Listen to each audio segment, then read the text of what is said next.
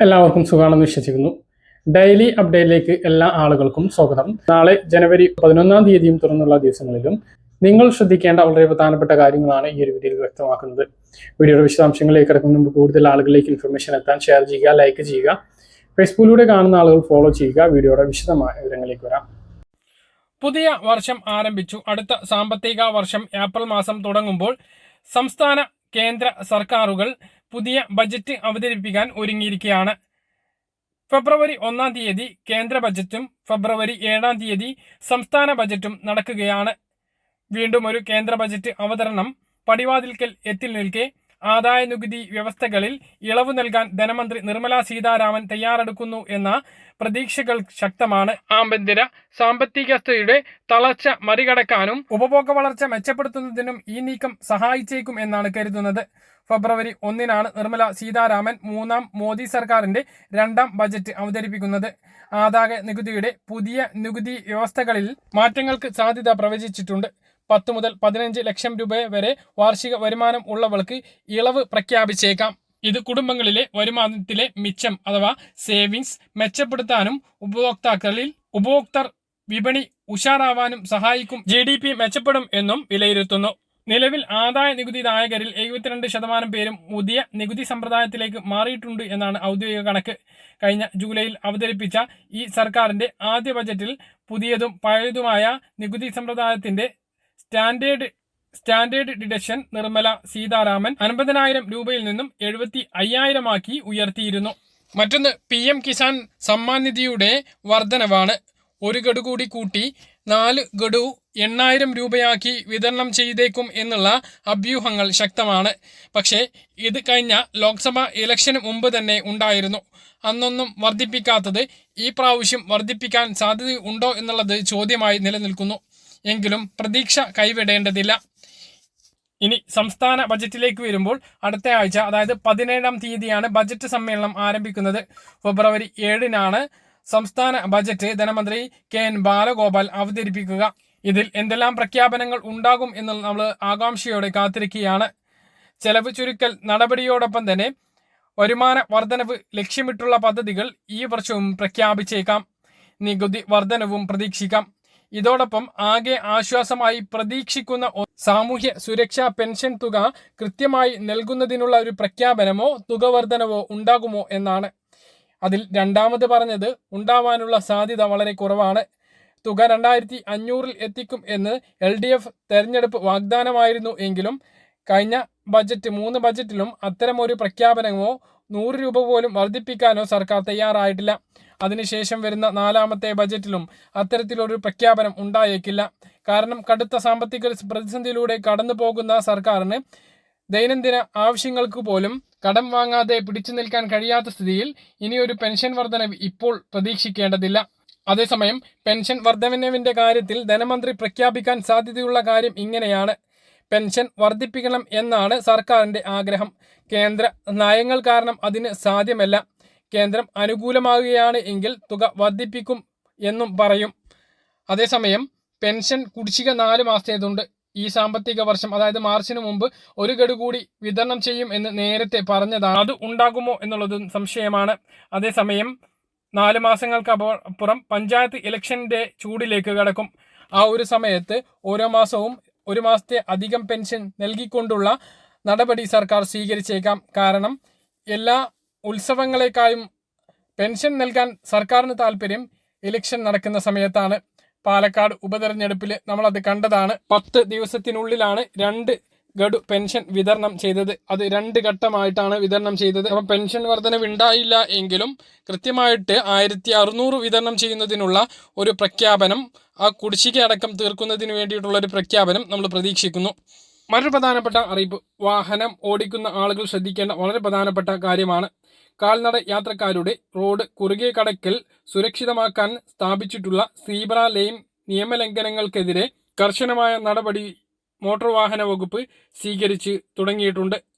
വഴിയാത്രക്കാർ zebra line വഴി road കുറുകെ കടക്കുമ്പോൾ അമിത വേഗത്തിൽ കയറിപ്പോകാൻ ശ്രമിക്കുന്ന വാഹന ഡ്രൈവർമാരെ കുടുക്കാൻ ലക്ഷ്യമിട്ട് ഓപ്പറേഷൻ സീബ്ര ലൈൻ പരിശോധനകൾ സംസ്ഥാനത്ത് വിവിധ ഇടങ്ങളിൽ ആരംഭിച്ചിട്ടുണ്ട്. ഇരുട്ടിയിൽ നടത്തിയ പരിശോധനയിൽ 1 മണിക്കൂറിനിടെ 20 പേരാണ് കുടുങ്ങിയത്. കാൽനട യാത്രക്കാരെ പരിഗണിക്കാതെ പോകുന്ന വാഹനങ്ങൾ ലൈവ് വീഡിയോ വഴി മഫ്തിയിലുള്ള ഉദ്യോഗസ്ഥർ ചിത്രീകരിച്ച് ഫോൺ മുഖേന 50 മീറ്റർ മാറി ക്യാമ്പ് ചെയ്യുന്ന സംഘത്തെ അറിയിക്കുകയും അവർ വാഹനങ്ങൾ പിടികൂടുകയുമാണ് ചെയ്യുന്നത്. വരും ദിവസങ്ങളിലും പരിശോധന കർശനമാക്കാനാണ് മോട്ടോർ വാഹന വകുപ്പിന്റെ തീരുമാനം. അതുകൊണ്ട് തന്നെ വാഹനം ഓടിക്കുന്ന ആളുകൾ ശ്രദ്ധിക്കുക. സീബ്ര ക്രോസിംഗ് ഉള്ളിടത്ത് ആളുകൾ പോകുന്നുണ്ട് എങ്കിൽ വാഹനം പതുക്കെ പോകുക, വാഹനം നിർത്തിക്കൊടുക്കുക. ഇല്ല എങ്കിൽ നിങ്ങളുടെ പോക്കറ്റ് കാലിയാകും. വാഹനമുള്ളവർ ശ്രദ്ധിക്കേണ്ട മറ്റൊരു പ്രധാനപ്പെട്ട അറിയിപ്പ്: കാലാവധി കഴിഞ്ഞ വാഹനങ്ങൾ പൊളിച്ചു മാറ്റുന്നതിന് കേന്ദ്ര സർക്കാർ ചട്ടങ്ങൾ പുറത്തിറക്കി. 180 ദിവസത്തിനുള്ളിൽ വാഹന ഉടമകളും നിർമ്മാതാക്കളും പാരിസ്ഥിതിക നഷ്ടപരിഹാരം നൽകേണ്ടി വരും. കേന്ദ്ര വനം പരിസ്ഥിതി മന്ത്രാലയം പുറത്തിറക്കിയിട്ടുള്ള ചട്ടം ഏപ്രിൽ 1 നിലവിൽ വരും. വാഹന നിർമ്മാതാക്കൾ, രജിസ്റ്റർ ചെയ്ത വാഹന ഉടമകൾ, രജിസ്റ്റർ ചെയ്ത വാഹന സ്ക്രാപ്പിംഗ് സ്ഥാപനങ്ങൾ, വൻതോതിൽ വാഹനങ്ങളുള്ള ഉപയോക്താക്കൾ, കളക്ഷൻ സെന്ററുകൾ, automated testing centre, end of life വാഹനങ്ങളുടെ കൈകാര്യം ചെയ്യൽ, സംസ്കരണം, സ്ക്രാപ്പിംഗ് എന്നിവയിൽ ഏർപ്പെട്ടിരിക്കുന്ന സ്ഥാപനങ്ങൾ എന്നിവർക്കുമാണ് പുതിയ ചട്ടം ബാധകമാകുക. ചട്ടം അനുസരിച്ച് വാഹനത്തിന്റെ കാലാവധി കഴിഞ്ഞ് 180 ദിവസത്തിനുള്ളിൽ നിർമ്മാതാവിനോ നിയുക്ത കളക്ഷൻ സെന്ററുകളിലോ രജിസ്റ്റർ ചെയ്ത വാഹന സ്ക്രാപ്പിംഗ് സെന്ററിലോ വാഹനം എത്തിച്ച് സർട്ടിഫിക്കറ്റ് വാങ്ങണം. കളക്ഷൻ സെന്ററുകളും സ്ക്രാപ്പിംഗ് സ്ഥാപനങ്ങളും പഴയ വാഹനങ്ങൾ ലഭിച്ചാൽ 180 ദിവസത്തിനുള്ളിൽ ഇവ പൊളിച്ചിരിക്കണം. വാഹനത്തിൽ നിന്നും ലഭിക്കുന്ന ഇരുമ്പ്, ഓയിൽ, പ്ലാസ്റ്റിക്, ഇലക്ട്രോണിക് മാലിന്യങ്ങൾ സംസ്കരിക്കാൻ പ്രത്യേക സംവിധാനം ഉറപ്പാക്കണം. ഇവ പാലിക്കുന്നുണ്ട് എന്ന് ഉറപ്പാക്കാനും പുതിയ സ്ക്രാപ്പിംഗ് സെന്ററുകൾക്ക് അനുമതി നൽകാനും നഷ്ടപരിഹാരം ഈടാക്കാനുമുള്ള അധികാരം സംസ്ഥാനങ്ങൾക്കാണ് നൽകിയിട്ടുള്ളത്. നഷ്ടപരിഹാരം ലഭിക്കുന്ന തുക പ്രത്യേക ഫണ്ടായി സൂക്ഷിച്ച് പരിസ്ഥിതി പ്രോത്സാഹന പ്രവർത്തനങ്ങൾക്ക് ഉപയോഗിക്കാം. വളരെ പ്രധാനപ്പെട്ട ഒരു അറിയിപ്പാണ്. റിനീവൽ ആയിട്ടുള്ള വാഹനങ്ങൾ, കാലാവധി കഴിഞ്ഞിട്ടുള്ള വാഹനങ്ങൾ റിനീവൽ എടുത്തിട്ടില്ല എങ്കിൽ പിന്നീട് 180 ദിവസത്തിനുള്ളിൽ സ്ക്രാപ്പിംഗ് സ്ഥാപനങ്ങൾക്ക് കൈമാറുകയോ അല്ലെങ്കിൽ സ്വന്തമായിട്ട് പൊളിച്ച് മാറ്റുകയോ വിൽക്കുകയോ വേണം. സ്ക്രാപ്പിംഗ് സ്ഥാപനങ്ങൾക്ക് ഇത് ലഭിച്ചു കഴിഞ്ഞാൽ അവരും 180 ദിവസത്തിനുള്ളിൽ ഇത് പൊളിച്ച് സംസ്കരിക്കണം എന്നുള്ളതാണ് പുതിയ ചട്ടം. ഏപ്രിൽ 1 മുതൽ ഇത് നടപ്പിലാകും. ഇല്ലെങ്കിൽ പിഴ, വലിയ തുക ഈടാക്കുന്നതാണ്. സംസ്ഥാനത്ത് മുൻഗണനാ വിഭാഗത്തിലുള്ള മഞ്ഞ, പിങ്ക് റേഷൻ കാർഡുകളിലെ മസ്റ്ററിംഗ് നടത്താത്ത 14 ലക്ഷത്തോളം അംഗങ്ങളെ കണ്ടെത്താൻ ഭക്ഷ്യ പൊതുവിതരണ വകുപ്പ് നടപടി ആരംഭിച്ചു. റേഷനിംഗ് ഇൻസ്പെക്ടർമാർ വീടുകളിലെത്തി ഇതിന്റെ കാരണം കണ്ടെത്താൻ വകുപ്പിന്റെ ഉന്നതതല യോഗം തീരുമാനിച്ചു. എന്നിട്ടും നടപടി സ്വീകരിക്കാത്തവർക്ക് നോട്ടീസ് നൽകി മസ്റ്ററിംഗ് നടത്താൻ ആവശ്യപ്പെടും. കേന്ദ്ര സർക്കാരിന്റെ നിർദ്ദേശപ്രകാരമാണ് മുൻഗണനാ കാർഡ് അംഗങ്ങളായ ഉപഭോക്താക്കളെ തിരിച്ചറിയാൻ EKYC മസ്റ്ററിംഗിന് സെപ്റ്റംബർ 1 മുതൽ തീവ്ര യജ്ഞം ആരംഭിച്ചത്. 2 വിഭാഗം കാർഡുകളിൽ നിന്നായി 1,48,00,000 അംഗങ്ങളാണുള്ളത്. ഇതിൽ 1,34,00,000 പേർ മാത്രമാണ്, അതായത് 90% പേർ മാത്രമാണ് ഇതുവരെ മസ്റ്ററിംഗ് നടത്തിയത്. ഡിസംബർ 31 വരെയായിരുന്നു മസ്റ്ററിങ്ങിനുള്ള സമയം അനുവദിച്ചിരുന്നത് എങ്കിലും ഇപ്പോഴും ഇത് തുടരുന്നുണ്ട്.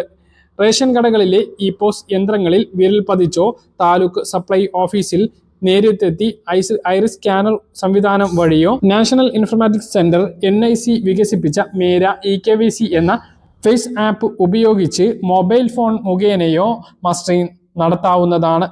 കിടപ്പ് രോഗികൾക്കും മറ്റും മസ്റ്ററിംഗ് നടത്തുന്നതിന് പ്രത്യേക സംവിധാനം ഒരുക്കിയിട്ടുണ്ട്. അതേസമയം മസ്റ്ററിംഗ് നടത്താത്തവർക്ക് റേഷൻ നിർത്താൻ നിർദ്ദേശം നൽകിയിട്ടില്ല എന്ന് അധികൃതർ വ്യക്തമാക്കി. മസ്റ്ററിംഗ് നടത്താത്തവരിൽ നിന്നും വലിയൊരു വിഭാഗം ഇതര സംസ്ഥാനങ്ങളിലോ മറ്റോ പഠിക്കുന്നവരോ ജോലി ആർത്ഥം വിദേശത്ത് പോയിട്ടുള്ളവരോ ആണ്. വിദേശത്തുള്ളവർക്ക് NRK, അതായത് നോൺ റെസിഡൻസ് കേരള വിഭാഗത്തിൽ ഉൾപ്പെടുത്തി അംഗത്വം താൽക്കാലം മരവിപ്പിച്ച് നിർത്തുകയും നാട്ടിലെത്തുമ്പോൾ മസ്റ്ററിംഗ് നടത്താൻ അനുവദിക്കുകയും ചെയ്യും. അതേസമയം മരിച്ചവരും അനർഹമായ മഞ്ഞ, പിങ്ക് കാർഡ് ഉടമകളെ ഒഴിവാക്കി പകരം അർഹരായ പുതിയ അപേക്ഷകരെ ഉൾപ്പെടുത്തുന്ന നടപടികളും നടന്നു വരികയാണ്. മസ്റ്ററിംഗ് നടത്താത്ത റേഷൻ കാർഡ് അംഗങ്ങളുടെ വീടുകൾ ഓഫീസർമാർ എത്തി പരിശോധിക്കും. മുൻഗണനാ കാർഡുകൾ അനർഹമായി ഉപയോഗിക്കുന്നതായി കണ്ടെത്തിയാൽ അവർക്കെതിരെ നടപടിയും ഉണ്ടാകും. സംസ്ഥാനത്ത് 5,94,181 മഞ്ഞ റേഷൻ കാർഡുകളിൽ നിന്നായി 19,73,014 പേരാണുള്ളത്. മസ്റ്ററിംഗ് നടത്തിയത് 17,45,668 പേരാണ്.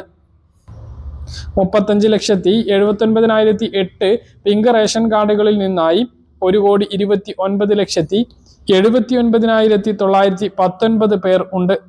ഇതിൽ മസ്റ്ററിംഗ് നടത്തിയത് 1,17,49,263 പേർ മാത്രമാണ്.